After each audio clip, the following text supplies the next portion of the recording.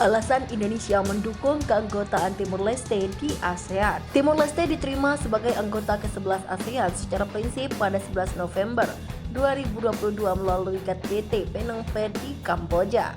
Timur Leste diberikan status pengamat observer yang berarti Timur Leste dapat berpartisipasi dalam berbagai pertemuan ASEAN. Paralel dengan itu, ASEAN Coordination Council (ACC) memformulasikan roadmap untuk kepentingan keanggotaan penuh Timor Leste di ASEAN. Keanggotaan yang didapat oleh Timor Leste merupakan hasil dari penantian dan usaha yang panjang. Timor Leste telah aktif dalam beberapa kegiatan ASEAN sejak 2002 dan mengajukan status keanggotaan penuh ASEAN pada 2011, tepat ketika Indonesia menjabat sebagai ketua ASEAN. Namun pengajuan ini menuai pro dan kontra di kalangan anggota-anggota ASEAN. Singapura dan Laos merupakan dua negara yang menyatakan sikap keberatan karena menilai Timor Leste dapat menjadi tantangan tersendiri bagi ASEAN. Hal ini tidak dapat terlepas dari fakta bahwa Timor Leste tergolong sebagai negara yang masih sangat muda dengan sistem ekonomi dan politik yang rapuh.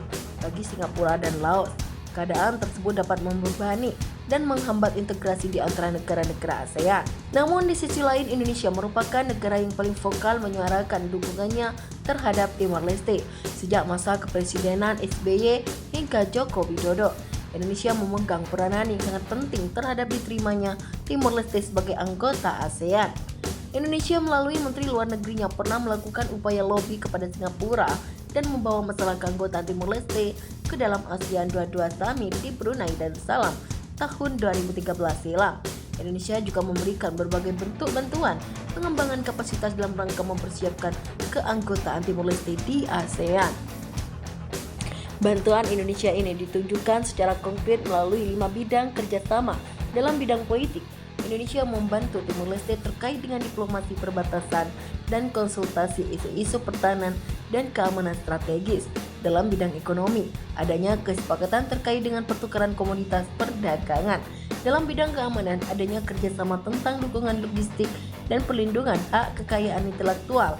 Terakhir, dalam bidang pendidikan, adanya program pertukaran pelajar dan kerjasama olahraga yang ditujukan untuk pengembangan SDM Timor Leste.